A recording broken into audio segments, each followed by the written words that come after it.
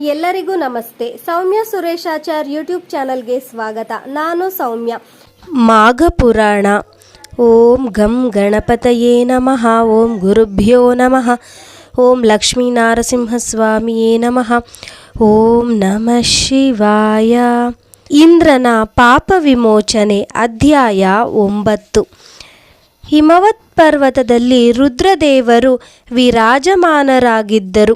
ಜಟಾಧಾರಿ ಗಜಚರ್ಮಾಂಬರಧಾರಿ ರುದ್ರದೇವರು ತನ್ನ ಪ್ರಾಣವಲ್ಲಭೆ ಸರ್ವಮಂಗಳ ಗೌರಿಗೆ ಮಾಘ ಮಾಸದ ಮಹಿಮೆಯನ್ನು ಹೇಳುತ್ತಾ, ಗೌರಿ ಸರ್ವಮಂಗಳೇ, ಈಗ ನಾನು ಹೇಳ ಹೊರಟಿರುವುದು ಬಹು ಹಿಂದೆ ವೇದಶಾಸ್ತ್ರ ಪಾರಂಗತನಾದ ಗೃತ್ಸಮದ ಮಹರ್ಷಿ ಜಹ್ನುವಿಗೆ ಹೇಳಿದ ಮಾಘ ಮಾಸದ ಮಹಿಮೆ ಕುರಿತಾಗಿದೆ. ಗೃತ್ಸಮದ ಮುನಿ ಗಂಗಾ ನದಿ ತೀರದಲ್ಲಿ ಬೀಡು ಬಿಟ್ಟಿದ್ದನು. ಮಾಘ ಮಾಸದಲ್ಲಿ ಈತನು ಶಿಷ್ಯರೊಂದಿಗೆ ಸ್ನಾನ ಮಾಡಿ ಶ್ರೀಹರಿ ಪೂಜಾ ನಿರತನಾಗಿದ್ದನು.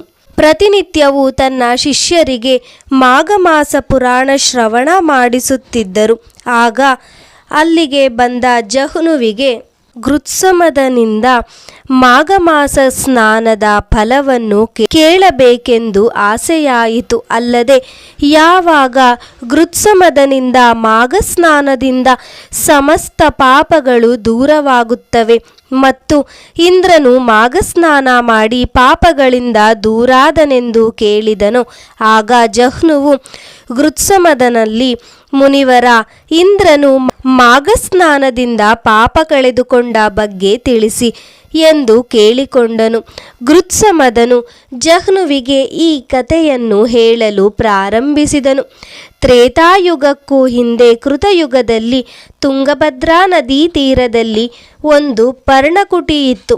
ಅಲ್ಲಿ ಒಬ್ಬ ಮುನಿಯು ವಾಸಿಸುತ್ತಿದ್ದನು. ಅವನ ಹೆಸರು ಮಿತ್ರವಿಂದ. ಋಗ್ವೇದಾದಿ ವೇದಗಳನ್ನು ತಿಳಿದು ಮಹಾಜ್ಞಾನಿಯಾಗಿದ್ದನು. ತಪೋನಿರತರಾಗಿ ಸ್ಥಿರ ಪ್ರಜ್ಞತೆಯಿಂದ ಸಂಪಾದಿಸಿಕೊಂಡಿದ್ದನ್ನು ಶಿಷ್ಯರಿಗೆ ವೇದ ಪಾಠ ಹೇಳುವುದು ಅವನ ಕಾಯಕವಾಗಿದ್ದಿತು. ಮಿತ್ರವಿಂದನ ಹೆಂಡತಿ ನೋಡಲು ಲಕ್ಷಣವಾಗಿದ್ದಳು. ಒಂದು ದಿನ ಅವಳು ಪ್ರಾತಃ ಕಾಲ ಸ್ನಾನ ಮಾಡಿ ನದೀ ತೀರದಲ್ಲಿ ಕುಳಿತಿದ್ದಳು. ಆ ಸಮಯದಲ್ಲಿ ಗಗನ ಮಾರ್ಗವಾಗಿ ಸುರಲೋಕದ ಅಧಿಪತಿ ದೇವೇಂದ್ರನು ಅಷ್ಟದಿಕ್ಪಾಲರೊಡಗೂಡಿ ರಾಕ್ಷಸರ ಸಂಹಾರಕ್ಕಾಗಿ ಹೋಗುತ್ತಿರಬೇಕಾದರೆ ಮುನಿಪತ್ನಿಯನ್ನು ಕಂಡನು. ಅವಳನ್ನು ನೋಡಿ ದೇವೇಂದ್ರನಿಗೆ ಮೋಹ ಉಂಟಾಯಿತು. ಆದರೆ ಆಗ ಸಂದರ್ಭ ಸರಿ ಇರಲಿಲ್ಲ. ಬೇಗನೆ ಯುದ್ಧ ಮಾಡಿ ರಾಕ್ಷಸರನ್ನು ಜಯಿಸಿ ಹಿಂತಿರುಗುವಾಗ ಮಿತ್ರವಿಂದ ಪರ್ಣಕುಟಿಯ ಬಳಿಗೆ ಬಂದನು. ಕಾಮಾಂಧನಾಗಿದ್ದ ಅವನು ಮಿತ್ರವಿಂದನ ಪತ್ನಿಯನ್ನು ಭೋಗಿಸಲು ಸಮಯ ಕಾಯುತ್ತಾ ಇದ್ದನು. ಆಗ ರಾತ್ರಿಯಾಗಿತ್ತು. ಪರ್ಣಕುಟಿಯಲ್ಲಿ ಮಿತ್ರವಿಂದನು ಅವನ ಪತ್ನಿಯು ಇದ್ದುದರಿಂದ ಹೋಗಲಾಗಲಿಲ್ಲ.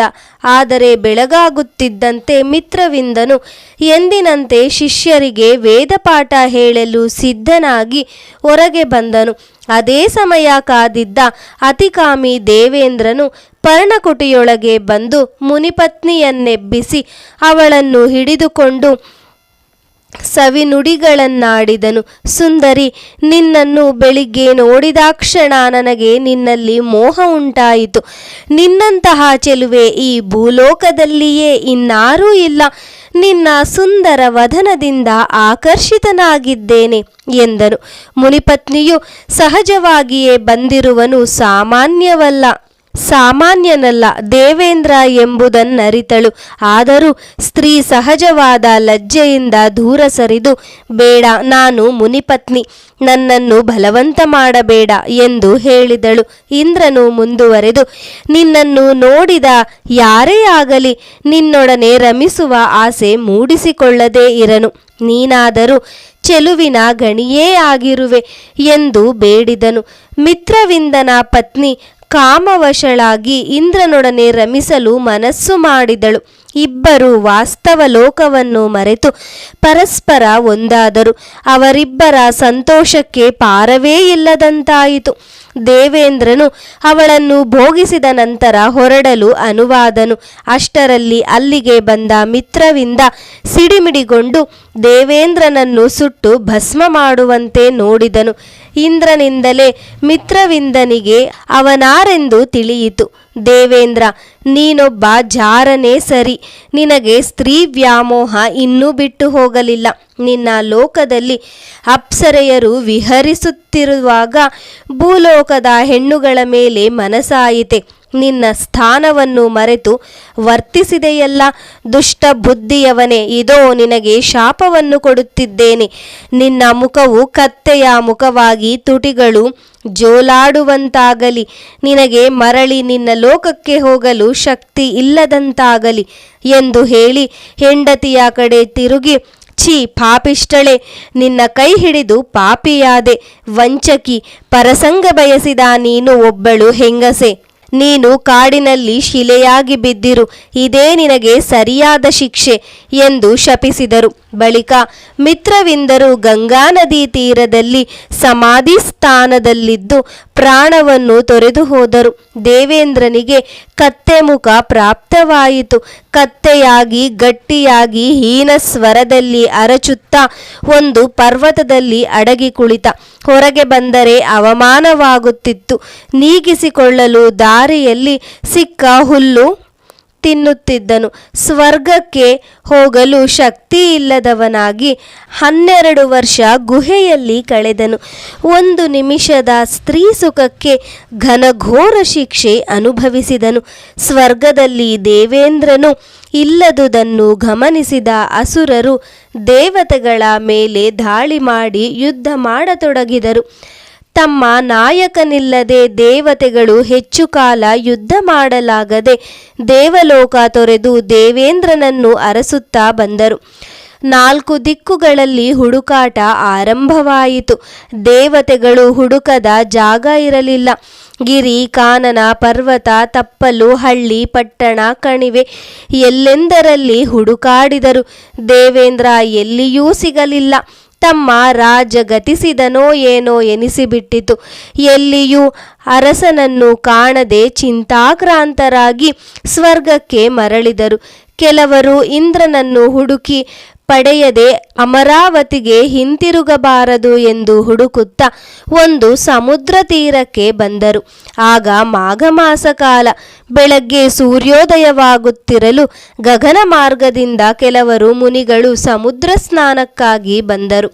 ಅವರೆಲ್ಲ ಶ್ರದ್ಧಾಭಕ್ತಿಗಳಿಂದ ಸಮುದ್ರದಲ್ಲಿ ಮಾಘಸ್ನಾನ ಮಾಡಿ ಬಳಿಕ ಎಲ್ಲರೂ ಮಂಡಲ ರಚಿಸಿ ಶ್ರೀಹರಿಯ ಮೂರ್ತಿ ಇಟ್ಟು ಧೂಪ ದೀಪ ನೈವೇದ್ಯಾದಿಗಳಿಂದ ಪೂಜಿಸಿದರು.